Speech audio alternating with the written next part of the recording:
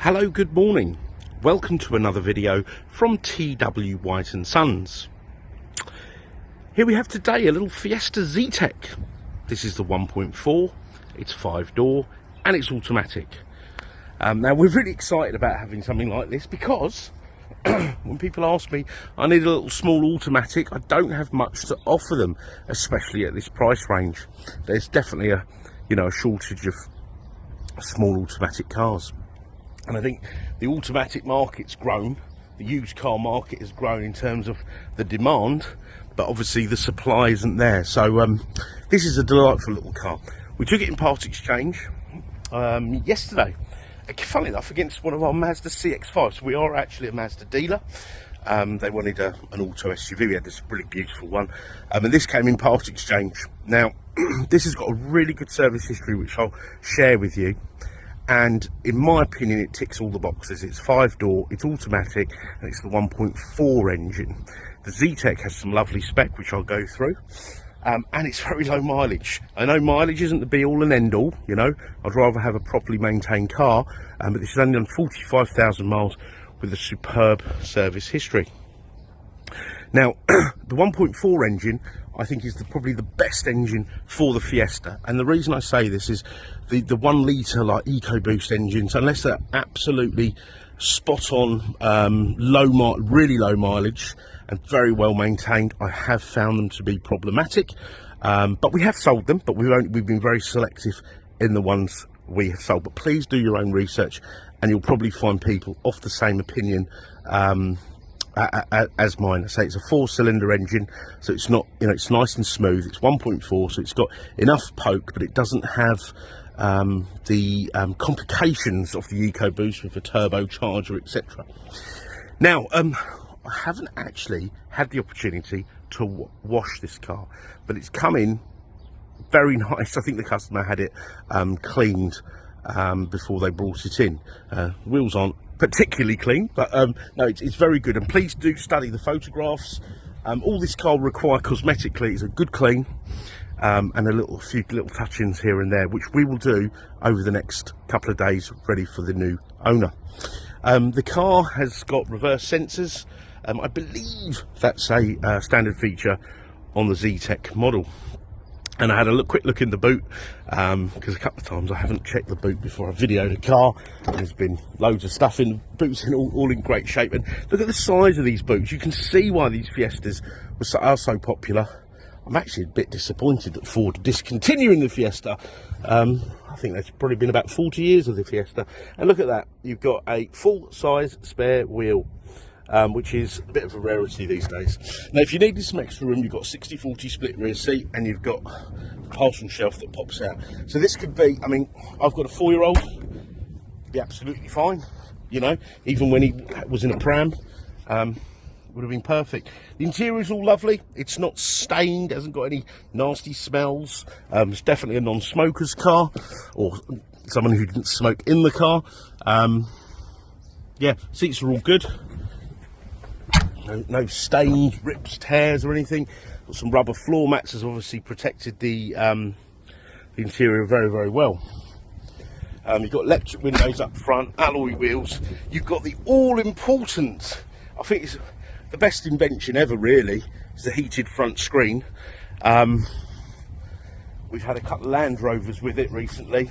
There was some Mazda 3 some years ago that had it when Ford had an affiliation with Mazda, but I think it's such a brilliant thing to have. Certainly saved me time in the mornings during our winter months. Okay, so let's hop inside the car now.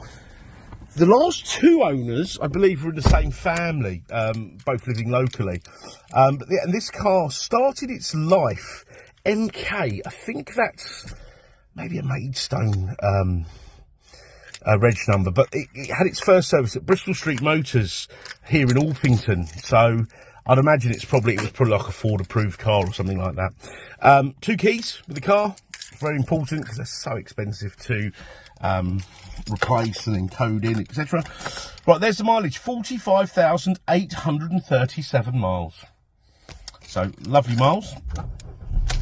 start the car up. Don't worry, that binnacle isn't flickering. Oh, let me turn this down. That's just my camera. Can't handle the resolution of those lights. But yeah, no warning lights. It's all very lovely. Right, let me check this out. So you've got up, down. Yeah, you've got up and down. So you've got rake, I think they call that, don't they? The technical word, I say up and down.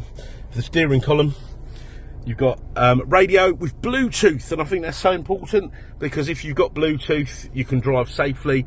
I like to talk when I drive, especially if I'm sort of driving between sites at work or on the way to work, on the way back from work, catching up on things that I never had enough chance to do during the day. To turn it into a little office. You've also got an auxiliary in here, yeah, USB in here, and you've got a little power socket there. You could put one of those USB chargers in there. That's probably what I'd do. Don't really have anything to go in there these days. Air conditioning works perfectly. It's ice cold. A lot of cars have the aircon button, and you know, you often hear, oh, it only needs a regas. Yeah, but the gas escapes because there's a leak somewhere. So that's all working. I say the all-important front heated screen, rear heated screen, and you've got the gearbox, and it's a nice smooth gearbox. It's what I would say like a, I hate to say this, a proper automatic gearbox, which my father would say, meaning basically one that doesn't roll back on hills and doesn't lurch. It's nice and smooth, because I know a lot of modern boxes, especially in smaller cars, can be a little bit lurchy, not too. And if you've driven autos in the past, you're used to that seamless gear change. Locking wheel nuts in the glove box. I've got the owner's manual, service book here. I even have the original Bristol Street invoices. But look at this here. So at its first service in 13. Now this car was actually registered in December 12, so it was almost a 13 plate. And I'd imagine it was probably like, you know, one of these, I'd imagine after a year old, it was a Ford car or something. Then Bristol Streets have got their hands on it, sold it to the second owner, and they've done 1, 2, 3 services up to 9,846 miles. Then Craig Car Care, who are very, very reputable. We have lots of their cars come through our hands. They service the cars very well. So 16, 17, 18. 16, 17, 19. Then 20 Halfords. A lot of people started using them because of COVID. They're very good as well. Halfords 1, 2. So it was last serviced. So we will service the car. Okay. It was last serviced at 40,000 miles, 4231 miles. So the car will go through our workshop. Now, on the MOT, I noticed some advisories. These will be done. I noticed the tyres do have cracking in them, so don't look at the MOT history and go, oh, it's got this, that, and the other. That will be done. We will never send our cars out with any advisories. Anything that requires doing shall be done. Okay, no question. We'll put them right. Okay, so we are a Mazda dealership. We've been around for many, many years. Please do check out our website, and please do check out our reviews, give you an idea of who you're doing business with. We sell a lot of cars, and we don't tend to just keep to Mazda. Obviously that is the bulk of our business, but we do get some very nice part exchanges, and it makes the job of doing this video a bit interesting because you get to mix it up a little bit. But we do get a lot of non-franchise stuff, and all the good stuff we will retail. And I say we get our own customers saying, oh, I just need a little small auto for my daughter, or for my mum, or for myself, or whatever. I mean, these are sort of universal, these cars, for everyone, I would say. So we'll prep the car as we prep a used approved Mazda. Yeah, I say please do check out our reviews. If you need any more photographs, info, or any further videos of this vehicle, please do not hesitate to ask. We are here to help. I really do mean that. And should it be out of our regular business hours, don't let that put you off inquiring. You can even pick up the phone and leave a voicemail. The voicemails are pinged over. We pick them up on our smartphones, and we can call you back. I'm not promising a call at 2 in the morning though, but you can, as I say, you can leave a voicemail, or failing that, drop us an email.